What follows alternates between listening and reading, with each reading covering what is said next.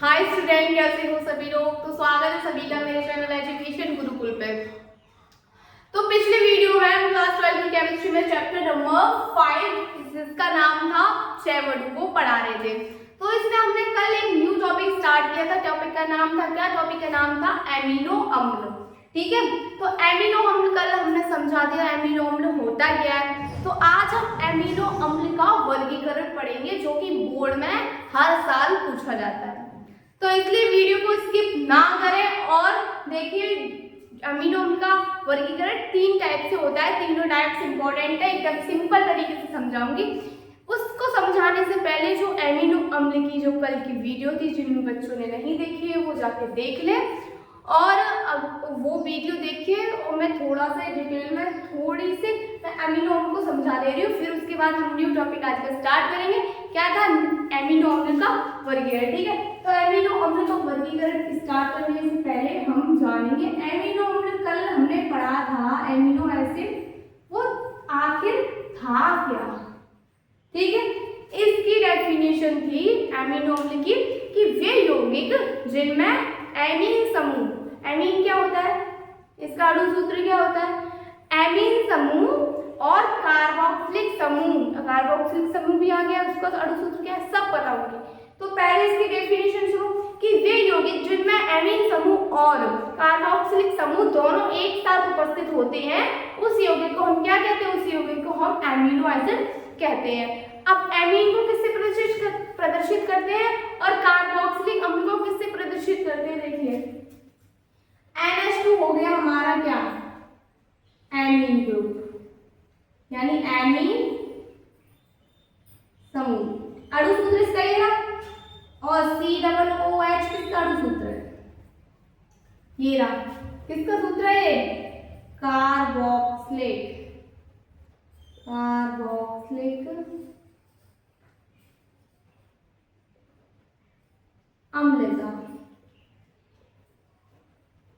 ठीक है, अब चेन किसकी होती है? चेन होती है, ये जुड़ेंगे किसमें? तो वो चेन होती है जो जिसमें ये दोनों जुड़ते हैं वो होती है हाइड्रोकार्बन की चेन। अब आपको हाइड्रोकार्बन क्या, पार्ट 2 को स्टार्ट करने से पहले जो पहली क्लास की पार्ट 2 थी वो जाके देख लो जल्दी से।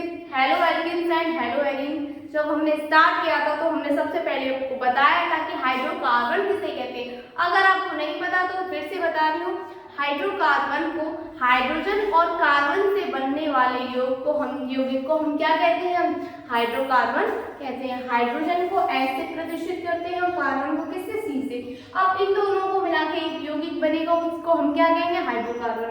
आपको पता होना चाहिए कार्बन कितने बॉन्ड बनाता है? कार्बन 4 बॉन्ड बनाता है। तो चारों से हम क्या लगा देंगे? हाइड्रोजन, और इसको इकट्ठा लिखेंगे तो C तो एक है, 1 2 3 4 H है, तो ये क्या हो गया? हाइड्रोकार्बन का यौगिक बनके रेडी हो गया। इसको हम कितने भी कार्बन लगा सकते हैं, उसमें ये दोनों अटैच कर देंगे तो वो यौगिक बन जाएगा एमिनो एसिड। तो एक एग्जांपल बता रही हूँ, देखिए एग्जांपल। अब कार्बन, हाइड्रोकार्बन की चेन कितनी बड़ी बना सकते हैं? अपना मन है।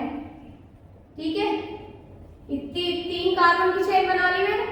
अब 3 कार्बन की चेन हमने बना ली, इसमें आप कितने भी कार्बन की चेन बना सकते हो, बस ध्यान ये रखना कार्बन के पास 4 बॉन्ड होने चाहिए। देखिए 3 हाइड्रोजन तो ये बॉन्ड बना रही है और एक बॉन्ड बीच में ये रहा, इसके 4 हो गए। बीच वाले की अगल बगल से 2 बॉन्ड है और इसके पास 2 है तो इसके पास भी 4 हो गए। अब इस वाले कार्बन पे आते हैं, इसके पास 3 हाइड्रोजन है और एक बॉन्ड है, 4 इसके हो गए। ठीक है, तीनों कार्बन की बॉन्डिंग कंप्लीट है। तो अब हम इसमें NH2 और COOH लगा सकते हैं। एक एक हाइड्रोजन हटाते जाएंगे और इसको चिपकाते जाएंगे। ठीक है, तो NH2 हमने यहाँ पे चिपका दिया, चलो इस वाले कार्बन पे। तो यहाँ पे 3 नहीं, यहाँ पे 2 लगेंगे क्योंकि 2 बॉन्ड हो गए, इस पे 2 हाइड्रोजन हो गए। ठीक है, एग्जाम्पल के थ्रू समझा रही हूँ।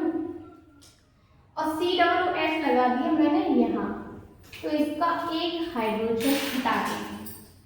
3 इसके पास बॉन्ड हो गए, एक हाइड्रोजन हो गया, तो इसकी भी चारों बॉन्डिंग कंप्लीटेड है। ठीक है, तो ये यौगिक जो बना इसमें NH2 भी उपस्थित है, इसमें COOH भी। तो इसी यौगिक को हम क्या कहेंगे? इसी यौगिक को हम क्या कहेंगे? इसी यौगिक को कहेंगे एमिनो एसिड। समझ में आ गया? अब पढ़ते हैं क्लासिफिकेशन ऑफ एमिनो एसिड, यानी एमिनो अम्ल का वर्गीकरण। वर्गीकरण 3 टाइप से होता है, कैसे होता है, क्यों होता है और क्या क्या होता है जानेंगे। इसको इरेज करते हैं सबसे पहले।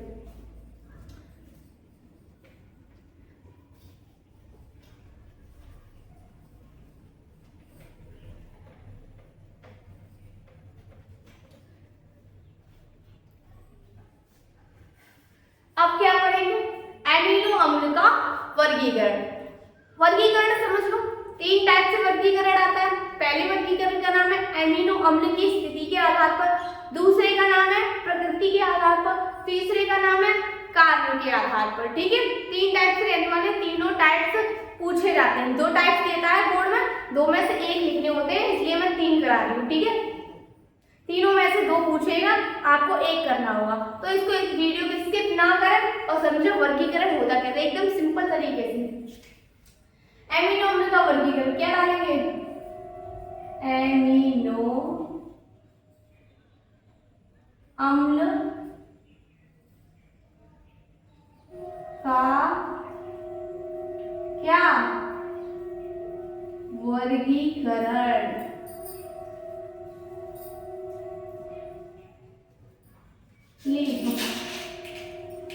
अब एमिनो अम्ल का वर्गीकरण कितने टाइप से बताया था, 3 टाइप से। तो यहाँ पे क्या लिखेंगे, चलो यहाँ पे लिखते हैं एमिनो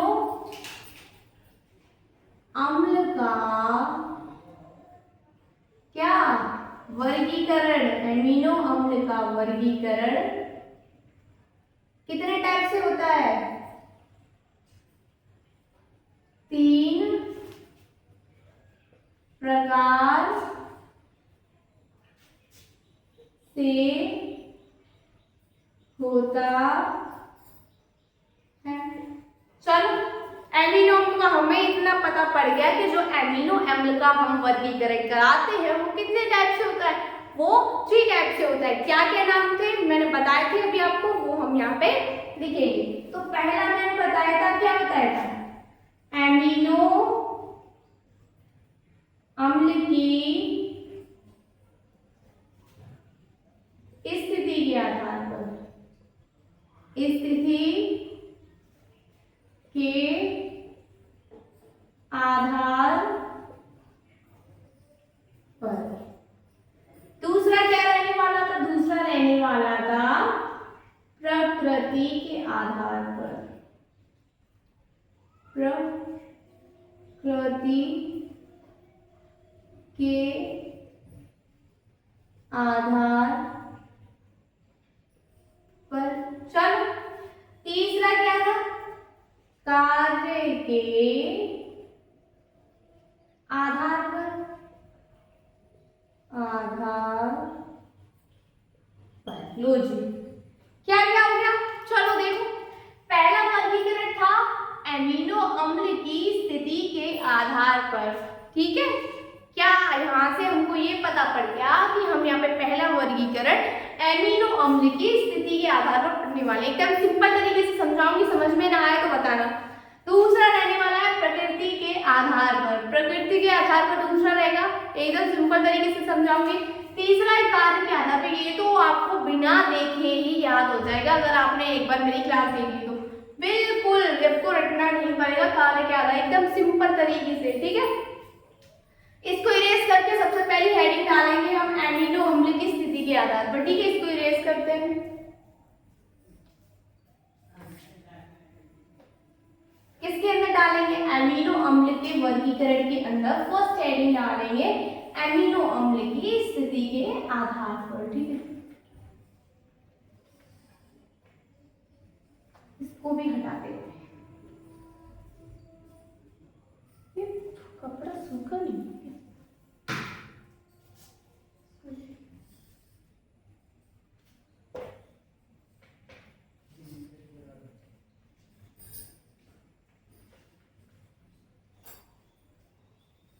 क्या था, वर्गीकरण चल रहा था,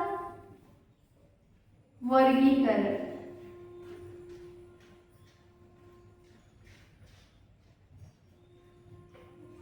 ये रहा हमारा वर्गीकरण। ठीक है, वर्गीकरण में पहली हेडिंग क्या थी, पहली हेडिंग क्या थी, अमीनो अम्ल की स्थिति के आधार पर क्या थी? एमिनो अम्ल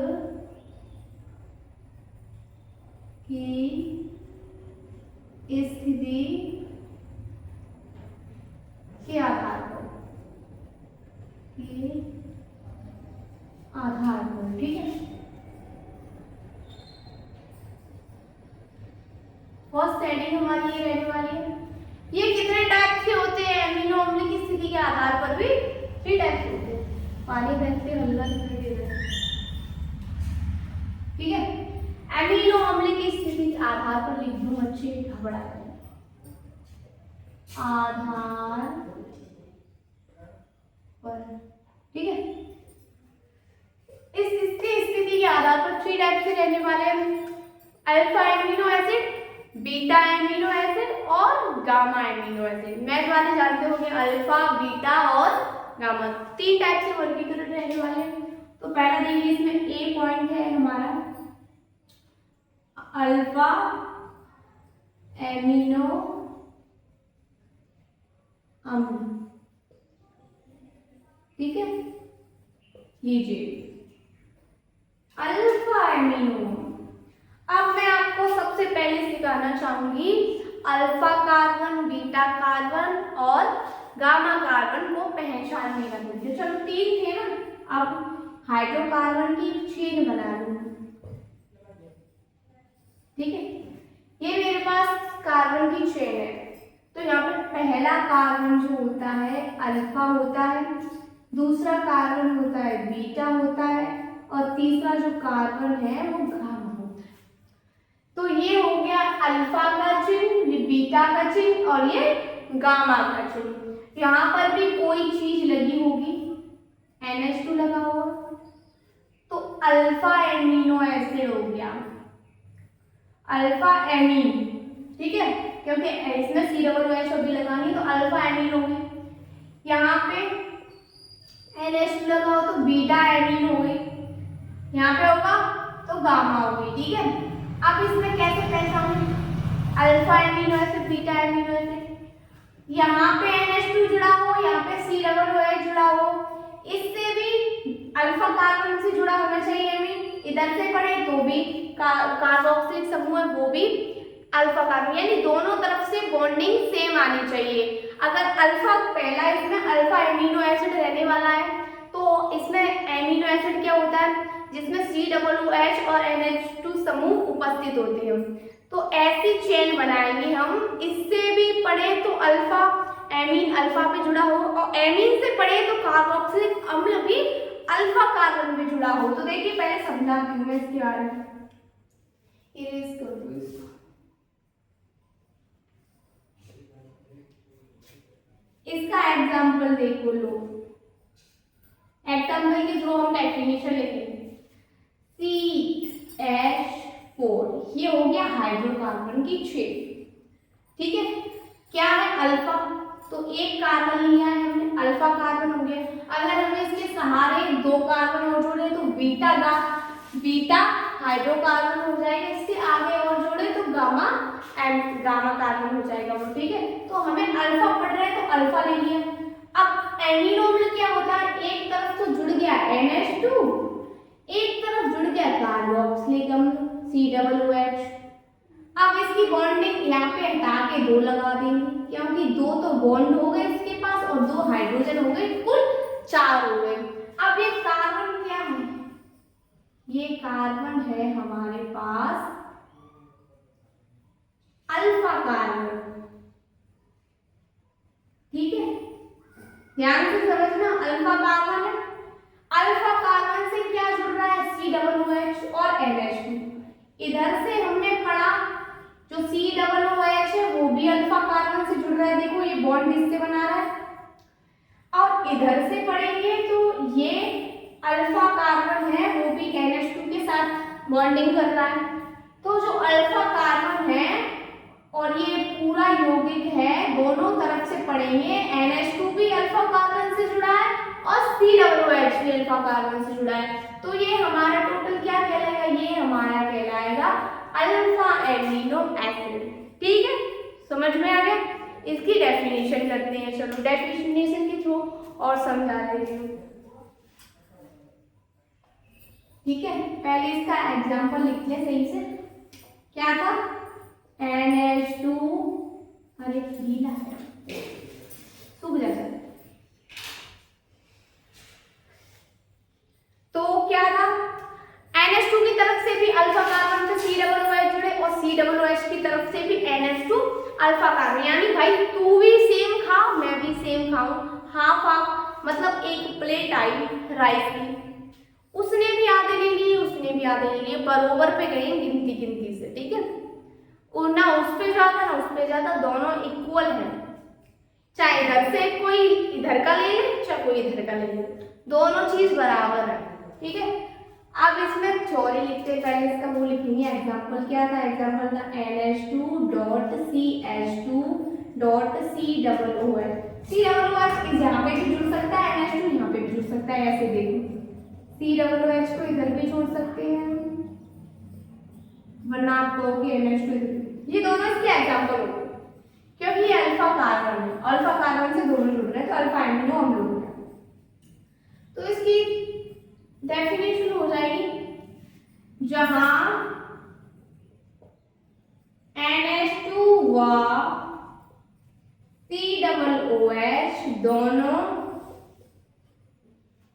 यौगिक किससे जुड़े होते हैं, अल्फा कार्बन, किससे, अल्फा कार्बन से जुड़े होते हैं, तो उसे हम अल्फा एमिनो एसिड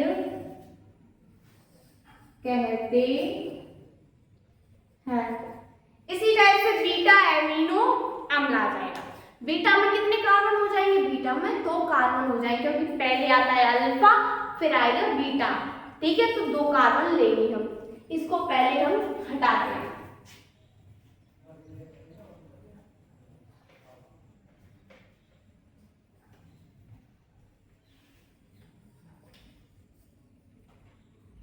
यहाँ पे क्या आ जाएगा, यहाँ पे आ जाएगा बी, यहाँ पे आ जाएगा बीटा।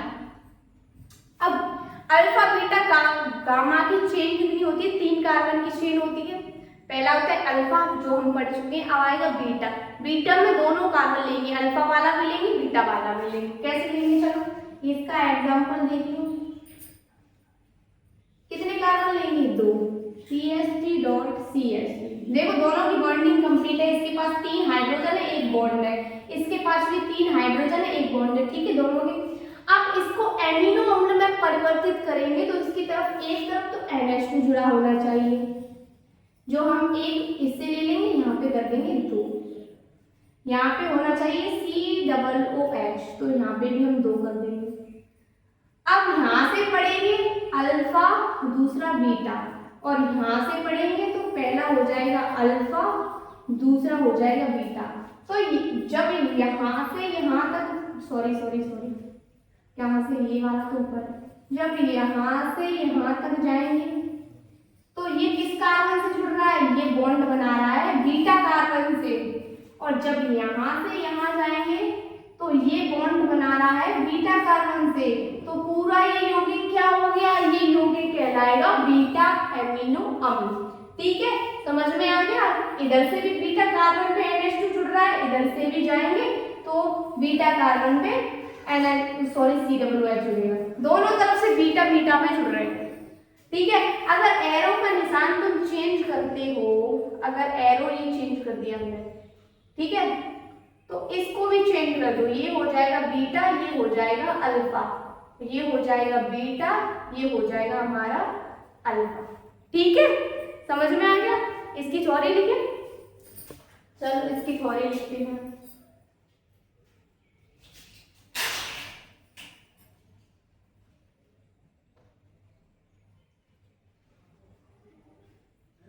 ये तो रहा इसका उदाहरण। ठीक है, जहां NH2 व COOH दोनों बीटा कार्बन यानी बीटा कार्बन से क्या होते हैं, जुड़े होते हैं। तो क्या कहते हैं, क्या कहते हैं भाई, सुन लो। तो उस यौगिक को बीटा एमिनो अम्ल कहते हैं। बीटा एमिनो अम्ल या बीटा एमिनो एसिड। एसिड का मतलब अम्ल ही होता है, ठीक है, कहते हैं। लास्ट और रह गया, लास्ट रह गया क्या, गामा एमिनो एसिड। अब हमने अल्फा पढ़ लिया, बीटा पढ़ लिया, अब आएंगे गामा एमिनो अम्ल पर। तो गामा एमिनो अम्ल में तीन कार्बन की चेन आएगी। यहाँ पे 2 कार्बन है, यहाँ पे 3 कार्बन आ जाएगा। चलो कहाँ गया, इसको इरेज करते हैं। अब आएंगे हम गामा एमिनो अम्ल पर।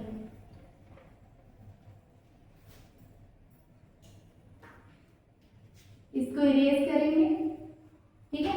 यहाँ पे डालेंगे C,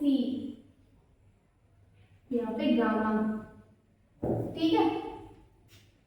अब इसका एग्जाम्पल देख लो। इसका एग्जाम्पल कैसे हो जाएगा, इसका एग्जाम्पल होगा ऐसे, देखो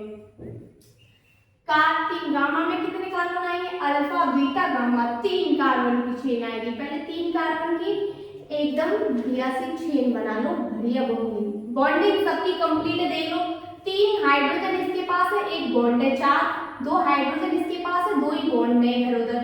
इसके भी पास 4, इसके पास 3 हाइड्रोजन है, 1 बॉन्ड है, इसके भी पास 4। अब यहाँ पे एमिनो अम्ल में बदलने के लिए इसके पास एक तरफ NH2 होना चाहिए, एक तरफ COOH होना चाहिए। यहाँ से भी एक कार्बन हटा देंगे, एक हाइड्रोजन हटा देंगे, यहाँ से भी एक हाइड्रोजन, क्योंकि एक बॉन्ड ये आ गया, ठीक है। तो ये ग्रुप अल्फा बीटा गामा, इधर से गिनेंगे तो भी NH2 गामा पे आ रहा है, अल्फा बीटा गामा। इधर से गिनेंगे तो भी ये COOH गामा कार्बन को जुड़ा है, ठीक है, समझ में आ गया। तो ये पूरा यौगिक हमारा क्या कहलाएगा, पूरा यौगिक हो गया हमारा, क्या हो गया, गामा एमिनो अम्ल।